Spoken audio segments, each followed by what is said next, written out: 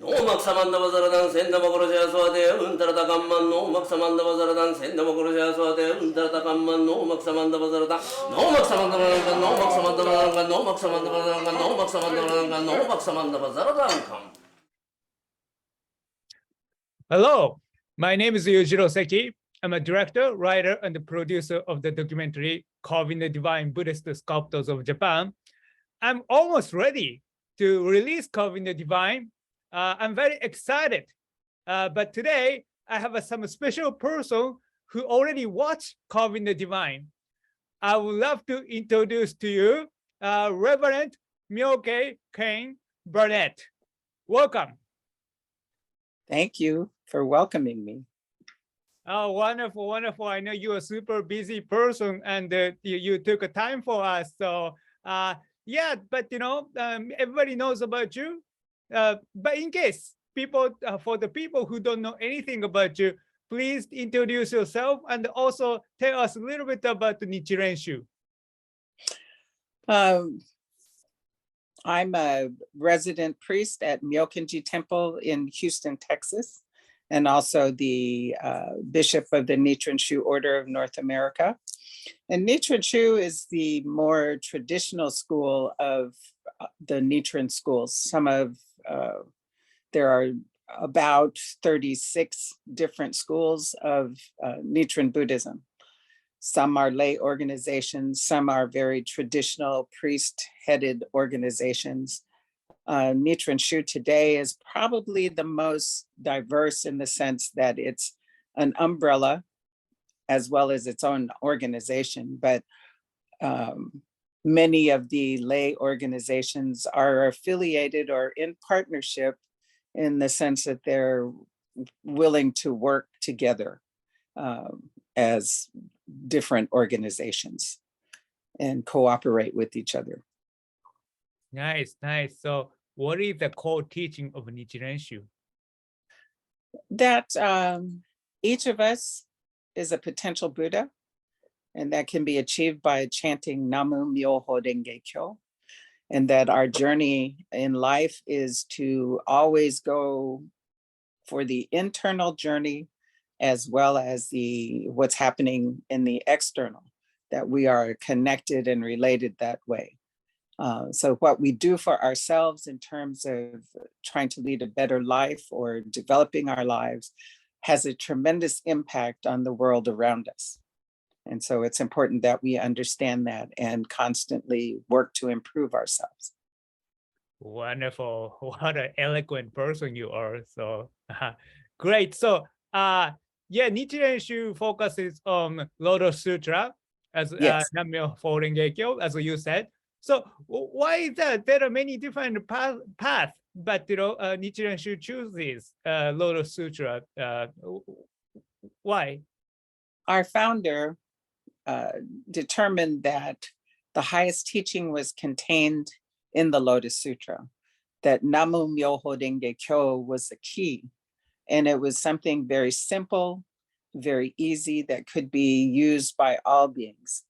And it was for all people, that there was no distinguishing one from the other, that all are equal, that he viewed people according to their ability and their capacity, but no one was denied access simply because of who they were, what they were, anything like that, that he doesn't judge people. And all were welcome, all were accepted. All means you don't need to be priest. No. Or like a monk or anything like that. No, no. Oh. Everybody. Yes, all living beings, essentially. Wonderful. So thank you so much for this introduction. So yes, you've watched Carving the Divine. What was your first impression?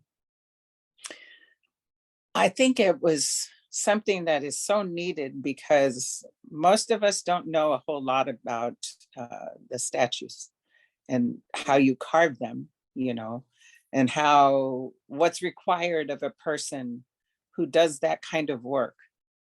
I think we're all impacted by it. I know that when I'm looking at something, a statue that I want to use on my altar or just have in my home, that I'm very much attracted to the face and the body, how something comes from that, that kind of energy or spirit that's reflected from the person who carved it. You know, sometimes you'll see a wooden statue and it doesn't look like there was much intention in making it the face peaceful, or there's a quality I can't quite describe, but I know it when I see it, because I'm always looking at a statue and its face. You know, what does a face convey? How does it make me feel when I'm looking at this statue? And so I've really got a better understanding of that, because the people who are learning to carve and working with their masters, you know, as apprentices, go through the same kind of training and strictness that I think even all of us priests go through, because it's rigorous. And, you know, the teachers are not going to be running around saying, oh, that's a great job. You know, they're always correcting and working on you to improve and to really get into what you're doing. And so when I watched that part of it in particular, it reminded me so much of when I was in training to become a priest, and how rigorous, how strict it was, and understanding afterwards that the strictness is so important to you keeping on the path in such a way that you always try to do your best, no matter what. And I saw that reflected in how these apprentices were with their masters, learning how to do things. That yes, it was pretty good, but you could do better, so that you always know you can do better. Not that you were not good enough, but they knew that you had something better to give out, to accomplish. It's beautiful in showing that, I think. Oh, thank you so much. Thank you so much. So we talk about the cultural appropriation in the past, and Yeah. carving the divine is, of course, made by myself, Yujiro Seki, but I am a Japanese person, and it's a Japanese person's perspective.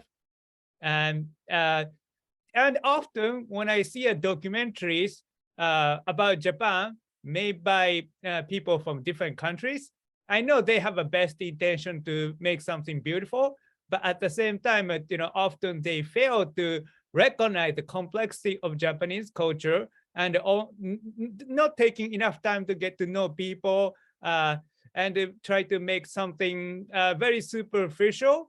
But it seems like Japanese people often, they don't have a capacity to make a documentary and show it around the world. So we won't be able to represent ourselves as much as we should. So what do you think, like about this? Like making a documentary about Japan by Japanese people, that's a pretty bad idea? No, I think it's a great idea.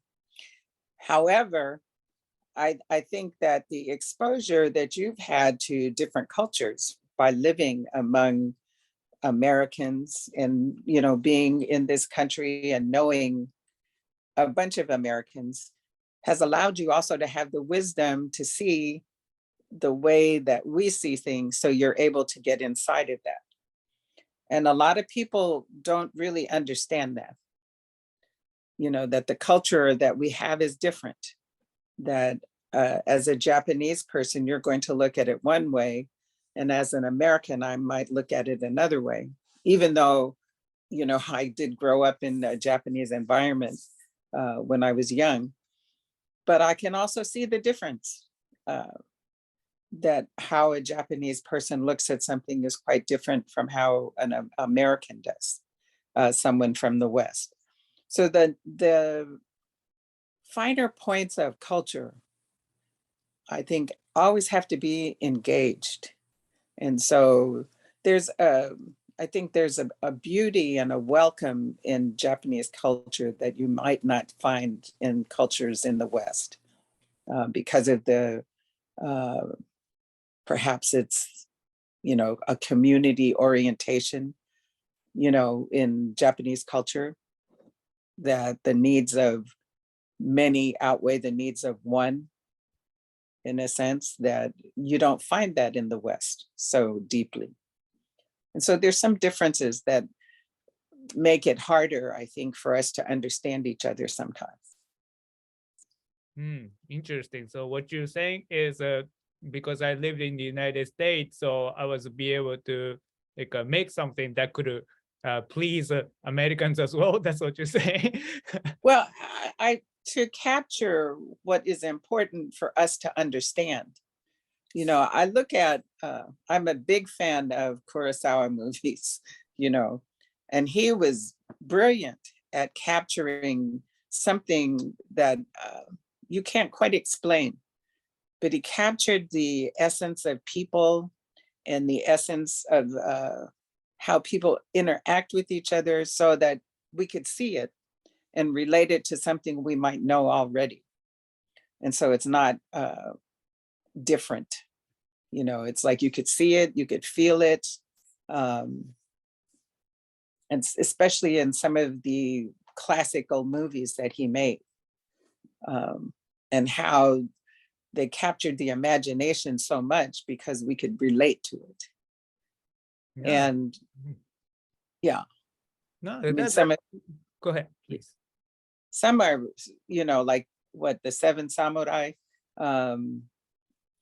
were made into, there's a Western version of it. It's not quite the same, but there's a Western version of it. So it captured something that people might not be able to say, oh, this is what it was, but it turned on something that people might not explain. I hope that makes sense. No, thank you so much for the great analogy. Because yes, Kurosawa's movie, even though this is a set in Japan, people from any country, any culture can identify with and understand. That's why movie like a Magnificent Seven was made later. Yeah. It's adaptation. So yes, I try to make this film universal. Anybody from any culture, any ethnicity, any gender identity can understand. Even like a political belief, it's irrelevant.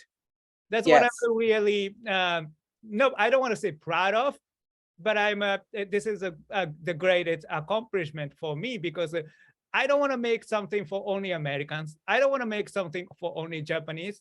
And, I want to have some universality. We are all human, and I want to connect that. So thank you for seeing that. I appreciate it. Well, I think you really captured what we would call the spirituality of it, that we do these things in order to transcend and to be uplifted. And there's something very real about that spirit and the energy of some of the carvings that are truly wonderful. And just watching some of them come alive, it was really fascinating.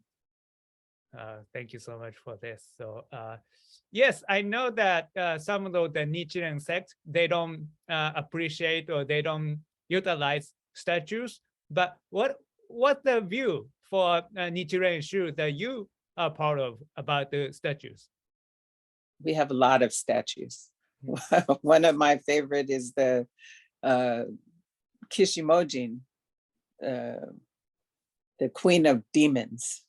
I mean, in Japan, a lot of times you might see her as a very beautiful woman that she changed, that you can achieve awakening and change yourself. I like to have her looking like a demon because it also reminds me that as a demon queen, she did not have to become something else. She was still able to achieve awakening just as she was, not by becoming somebody else. And so all the different statues, I have so many, probably too many sometimes, but I'm always looking at their faces Mm. just to feel what the energy is that was implanted in the statue. Oh, that's very interesting. I love what I love about asking people about the experience of carving the divine is everybody tells me different things, Yeah. completely different things that I cannot even like imagine to start with. So, I never heard of people telling me, "Oh, I look at the faces." So I was like, "Oh, that's very interesting." Mm. Well, because some of the faces of, say, Nichiren, for example, Mhm. I've seen so many different statues, and some of them he looks old, some of them he looks angry, and some he looks mean, not happy. And it's like, I don't like that statue.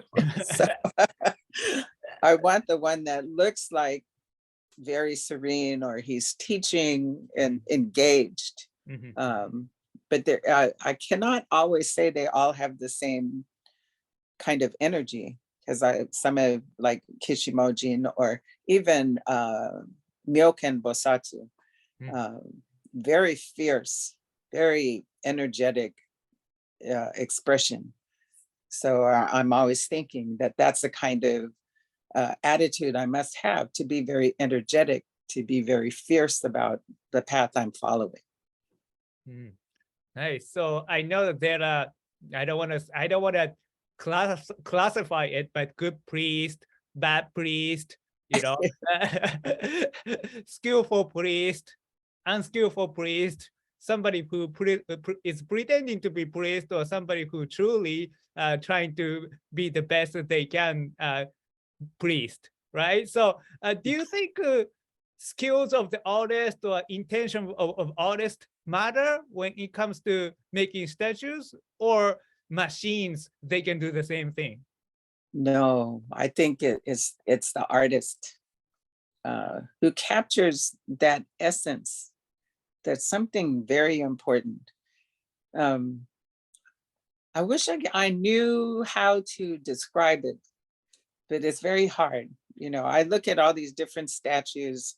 I have Kanon and Daikoku and different statues of the Buddha. And it's so critical that the face and just the whole body, that you feel the energy that the artist put into it. And sometimes, even when you're just holding the statue, you almost feel that energy flowing through it. Wonderful. So do you do eye-opening ceremony sometimes? Yes, yes, always, always. Well, wonderful. So do you have a special experience when you do it? I know with Kishimojin I did, because when I saw the statue was right after I got out of Shingyo Dojo, when I was just immediately finally ordained. And I was walking around Minobu and I saw the statue of Kishimojin, and I fell in love with the statue. I said, I have to have that statue. But I, at that time, was not prepared. So I said, when I come back next year, if this statue is still there, it belongs to me. So when I came back the next year, it was still there. So I bought it and brought it home. So, because I knew it belonged in my house. Beautiful. So there's some Yeah. connection between statues and the people, their favorite statues that Yes. they can identify with. That happens all the time too. So Yeah, I think so. wonderful. Wow. So I would love to see that in person one day. Yes. Great. You will. Okay. So in the essence, what can people learn from carving the divine? That there is tremendous beauty and effort that goes into such carving. It's not something you can just pick up and say, oh, I learned how to carve, because the master, when he's teaching and looking at the work that's done, is very meticulous about how things are done. And so I think that he is trying to break down a barrier inside a person that might interfere with being able to put his whole essence into the carving. You know, the young woman in the film, especially when he talked to her about how she carved certain things and what she didn't do, and her absolute acceptance of what he told her. It also illustrates the trust that the student has in the master, that the master is really trying to bring out the essence of something there. I think we don't know that tradition in the West, you know, working with a master and having the full trust to give your life over to someone so that you can master a trade or master an art form. And it's something I think that's very important to take in. Wonderful. So, wow, thank you so much for today. Yeah. That was a really nice conversation. I truly appreciate it. Do you think people should watch Carving the Divine? Yes, I do. Because they'll learn something. It may take them some time to understand it. It's one of those things that you see happening and think, wow, that's incredible. And then later on, you start to understand the difference, nuances, and, you know, the hidden secrets in the stories, you know, because it is about spirituality. And you may think initially watching it is just about learning a trade, but you start to understand, I think, at least I felt, that the spirituality of carving is something that you can begin to understand. Wow, you know, I cannot believe you can see that deep. So I truly appreciate that profound insight, because yes, you're right. You know, anybody can watch it because it doesn't need to be spirituality. But Right. underneath, there's a spirituality there, and some people get it and some people don't. I think that one of my favorite parts was the carving of the face of one of the, I think the only, with the big smile. Oh, Hudomyo, yes. Yes, yes, yes. No, Hudomyo, no, Emma Dayo, yeah. Yes.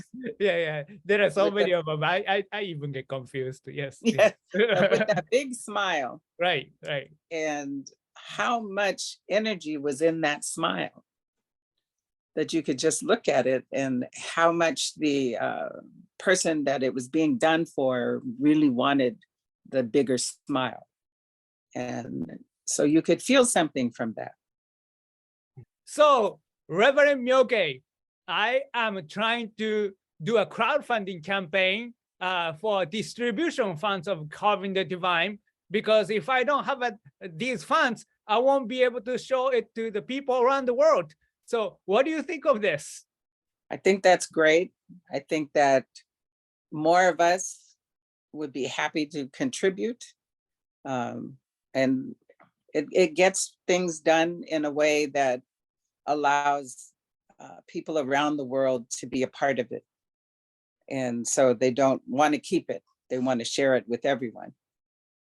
And I think, you know, you have enough of clips of what you've done that people will see it and want to see all of it and be happy to support it. Thank you so much for the kind word. Thank you so much.